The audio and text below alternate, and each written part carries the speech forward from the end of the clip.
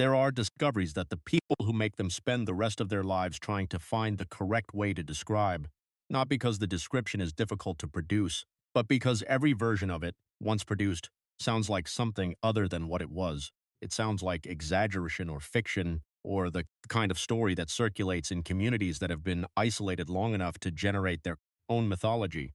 And so the people who were there tend to say less than they could. They give the facts. They leave the facts to do the work. They understand that the facts, stated plainly and in sequence, are already more than most people are prepared to receive. What a survey team from the Virginia Agricultural and Mechanical College found in the autumn of 1893 in a remote hollow in Buchanan County, Virginia, was first described in a report filed with the college administration in November of that year. The report is precise, factual, and almost entirely without interpretive language. It describes what was found in the sequence in which it was found. It does not editorialize. It was written by a man named Professor Edmund Callaway, the team's lead surveyor, who had spent 11 years conducting land surveys in the southern Appalachian region, and who, in the assessment of his colleagues, was the least excitable man in his department. His report is 11 pages long. The first 6 pages describe the survey methodology, the terrain, and the map. Let me tell you about the map first, because the map is where this begins. Drop your location in the comments before we go any further, because what Callaway's team found at the end of that map is not something you should arrive at without knowing where you are standing first. In the spring of 1893, the Virginia Agricultural and Mechanical College in Blacksburg received, as part of a larger donation of historical papers from the estate of a deceased land speculator, a collection of documents pertaining to property claims in southwestern Virginia. Among these documents was a hand-drawn map folded into a survey book from the 1740s that appeared to depict a section of terrain in what was then Buchanan County. The map was unsigned. The cartographic style was consistent with mid-18th century surveying practice. It showed ridge lines, a creek drainage, and, at the end of a hollow marked with no name, a structure indicated by a small square symbol of the type commonly used in period maps to denote a building. The college's land records office determined that the area depicted in the map had never been formally surveyed under the post-Civil War land reorganization that had established clear title to most of the surrounding terrain. There was, in principle, a parcel of land at the end of that hollow that existed in a legal gray area, possibly county-held, possibly under a claim so old it predated the current record system, possibly simply overlooked in the way that remote hollows in rough terrain were sometimes overlooked when surveyors were working on quota and the terrain was punishing and the light was going. The college dispatched a survey team in September of 1893 to resolve the question. Buchanan County, Virginia in 1893 was coal country in the process of being opened. The railroad had reached the county in 1882, and the decade that followed had brought a degree of industrial activity to the main valley communities that had not existed before. But the railroad followed the rivers, and the rivers did not go everywhere, and the hollows that ran back into the mountain ridges away from the main drainages remained as isolated as they had ever been. The hollow indicated on the 1740s map was one of those. It ran roughly north to south, cutting between 2 ridge shoulders in terrain that the survey team's approach notes describe as heavily forested, extremely steep on both sides, and bisected by a creek that was, in the dry season of late summer, barely more than a series of connected pools. They reached the mouth of the hollow on horseback and continued on foot. It took them most of a day to reach the position on the map where the structure was indicated. The cabin was there. This was by itself startling.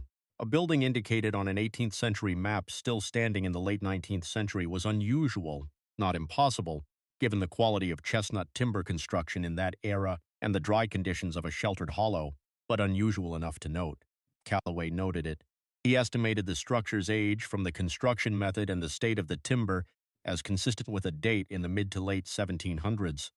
He noted that the cabin appeared to have been maintained to a degree inconsistent with the absence of any recorded occupancy in any county record he had access to. The roof was partially sound, the door was present, the wooden shutter on the single window was intact. The earthen path to the door was worn in a way that suggested use, though how recent that use had been he could not from observation alone determine. Someone had, at some point in the not-distant past, done enough work on the structure to prevent its collapse. The door was secured from the outside with a bar across iron brackets, the standard securing method for outbuildings of that period. Callaway lifted the bar and opened the door. The smell reached them before their eyes adjusted to the interior darkness. He described it in the report as powerful and animal in character. consistent with a space that had been occupied by a living creature for an extended period without adequate ventilation or sanitation. He noted that his team of 4 men all stepped back from the doorway. He noted that he waited until his eyes adjusted before proceeding further. What he saw when he looked into the cabin is described in pages 7 through 9 of his report in language that is, by his own standard, unusually detailed. He wrote that the interior of the cabin was a single room of approximately 12 feet by 14 feet. He wrote that the floor was earthen and had been worn into a pattern of tracks that described, in the compressed soil, a path approximately 8 feet in length, a path that ran from the north wall to the south wall and back again repeatedly over what the depth of the worn channels suggested was an extremely long period of time. He wrote that at the north end of this path, set into the wall at a height of approximately 4 feet, was an iron ring of substantial gauge. He wrote that a chain was attached to this ring, a chain of a type and weight consistent with restraining a large animal. Running from the wall ring to a second ring that was set into a leather collar, he wrote that the collar was empty. He wrote that the collar was sized for a human neck. The survey team's second member, a man named Mr. James Asbury, found the other objects in the cabin while Calloway was recording his observations at the wall. Asbury noted them to Calloway verbally, and Calloway included them in the report. Along the east wall on a shelf built from split timber were a series of wooden bowls, 5 of them, in varying states of wear. Beside them were items consistent with a long-term occupation of the space, a rusted tin cup, a wool blanket so deteriorated as to be barely identifiable, a quantity of material that had once been clothing and was now primarily fragments.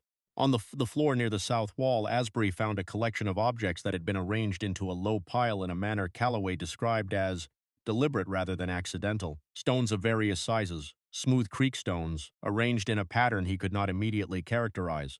He recorded them and moved on. Behind the south wall, Asbury found a door, not a second exterior door, a hatch in the floor, set flush with the earthen surface and barely distinguishable from it, constructed from the same timber as the floor framing. It was not secured. Calloway opened it and held a lamp into the space beneath. Below the cabin floor was a natural limestone feature, a shallow cave or deep alcove, approximately 6 feet deep and perhaps 10 feet across with a ceiling of natural rock.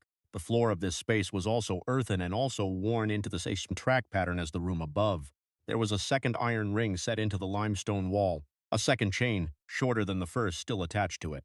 At the end of this chain was not a collar but a set of iron cuffs, wrist cuffs, of a type Calloway recognized from the historical context of the institution that had only been legally abolished 28 years prior. He closed the hatch. He stood in the cabin for what he described as a period of time he preferred not to estimate. He stood there in the dim light and the smell. When he was ready, he completed his survey measurements, noted the legal coordinates of the property, packed his instruments, and led his team back down the hollow to their camp. The report he filed in November of 1893 includes in its final 2 pages a section titled Additional Observations, which is written in a register slightly different from the preceding technical prose, slightly, not dramatically. Calloway was not a man who permitted his register to shift dramatically, but it shifts enough to notice. He wrote that the hollow showed no evidence of access from the county road system, that the path his team had used appeared to be the original creek, drainage shown on the 1740s map, and that no subsequent trail development had occurred. He wrote that the nearest community of any size was approximately 11 miles distant by the most direct ridge route, and that the cabin's location was effectively invisible from any point that an ordinary traveler in that terrain would be likely to reach. He wrote that the chain and restraint hardware in the structure were not, based on his assessment of their age and condition, recently installed. He wrote that the floor tracks were consistent with a pattern of movement that had been established over a period of years rather than months. He wrote one further observation in this section, and then he stopped. He wrote that among the smooth creek stones arranged on the floor of the cabin, near the south wall, he had found on closer examination that several of them had been marked, not carved, scored lightly, with what appeared to be a sharp edge. He wrote that the marks were not legible as any script he recognized. He wrote that they were consistent in their form with the kind of marks that a person makes when counting, when keeping a record of time in the absence of any other method of doing, so he wrote that he had counted the marks on all 5 of the marked stones. He did not record the total in the report. He wrote that he had decided the total was not a number that served any useful purpose in a survey document. He recommended in his conclusion that the property be referred to the Buchanan County authorities for disposition and that a full inquiry be undertaken into the history of the structure and its use. He noted that such an inquiry would require resources and methods beyond the scope of his team's mandate. The Virginia Agricultural and Mechanical College forwarded Callaway's report to the Buchanan County Commonwealth's attorney in December of 1893. The Commonwealth's attorney's office opened an inquiry in January of 1894. The inquiry's records, housed in the Buchanan County Circuit Court Archive in Grundy, Virginia, are the most incomplete portion of this case's documentation. Several pages of the inquiry file appear to have been removed at some point.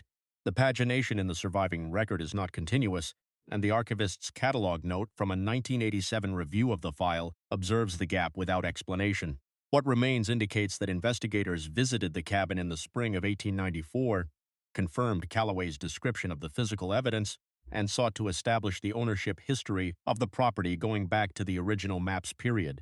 What they found in the ownership history was a chain of transactions, transfers and inheritances and disputed claims that stretched back to a land grant from the colonial period and that passed through a succession of family names until it arrived, in the mid-19th century, at a name that the inquiry's investigators recognized from other contexts. The name belonged to a family that had held a significant land position in the adjacent county, a family whose other properties and records were a matter of some public history. A family the remaining pages of the inquiry records suggest that the investigators were disinclined to pursue aggressively in 1894. The inquiry was formally closed in the summer of 1894. The official finding was that the property had been used as a private holding facility at an indeterminate point in the past for purposes that could not be established with certainty given the available evidence, and that no living individual could be identified as responsible for any actionable offense. The property was transferred to county ownership. The report recommends no further action. Professor Edmund Callaway retired from the Virginia Agricultural and Mechanical College in 1901. A former student who wrote a remembrance of him published in the college's alumni bulletin in 1909 recalled that Callaway had been, in the years following the 1893 survey, a changed man in a specific and consistent way. He had always been reserved. After 1893, he became something more than reserved. The student wrote that Callaway had said on one occasion that the most disturbing thing in his professional experience had not been what he found in the cabin. He said it had been the map. He said that the hollow and the structure it contained had been known to someone in the 1740s, had been deliberately recorded on a map, and then placed in a survey book that was carried through a succession of hands for 150 years, and that the question of what that meant, and who had made the map and why, and how many people had known and said nothing, was the question that had followed him out of that hollow and had not left him since. He said the map was drawn by someone who knew what was at the end of it. Today, the hollow in Buchanan County, Virginia, where Callaway's team conducted their survey in 1893, is within what is now the Jefferson National Forest. The terrain in that section of the forest is considered difficult and is not covered by any designated trail system. A Forestry Service access road reaches the mouth of the creek drainage, but the hollow itself is classified as roadless wilderness. The 1987 archivist's review of the Buchanan County inquiry file includes a note that a Forestry Service crew had accessed the hollow in 1974 during a timber assessment and had located and documented the cabin's remains. By that point, the structure had partially collapsed but was still identifiable as a structure. The timber assessment report noted the presence of iron hardware embedded in the interior walls and recommended the site be flagged for historical review. The historical review was never conducted. The 1740s map is in the Virginia Tech Special Collections Library in Blacksburg, cataloged as part of the Callaway survey materials donated by the professor's estate in 1904. It can be requested by researchers. It is a small piece of paper folded along the creases of its original storage in the survey book. At the end of the hollow it depicts, the small square symbol that denotes a building is the only mark of human presence on an otherwise empty map. Whoever drew it knew what they were marking. They marked it carefully and then they put it away. What happened in that hollow and for how long and to how many people, the official record cannot answer. The inquiry was closed. The family name in the ownership chain was not pursued. The marked stones with their counted marks are gone, along with whatever total Callaway decided not to write down. What remains is the map and the chain and the track worn into the earthen floor by years of a fixed, limited movement back and forth in a space that was designed to allow nothing else. There are two things this case asks you to hold at the same time. The first is what it means that this place existed for 150 years with someone's knowledge, marked on a document, carried forward in a succession of hands, and never exposed until a survey team followed an old map into a hollow that the county road system had never reached. The second is what it means that when it was finally exposed, The inquiry that followed closed in 6 months with a finding of no actionable offense and a recommendation of no further action. Which of those two things is more disturbing to you? Drop that in the comments, because they point in different directions and both of them matter. If these are the kinds of cases that follow you out of the room, the ones where the map leads somewhere the record refuses to fully describe, subscribe and ring the bell. There are more of them. The forest is old and it remembers more than we have given it credit for. Some things were hidden for a reason, and the reason was never the finder's comfort.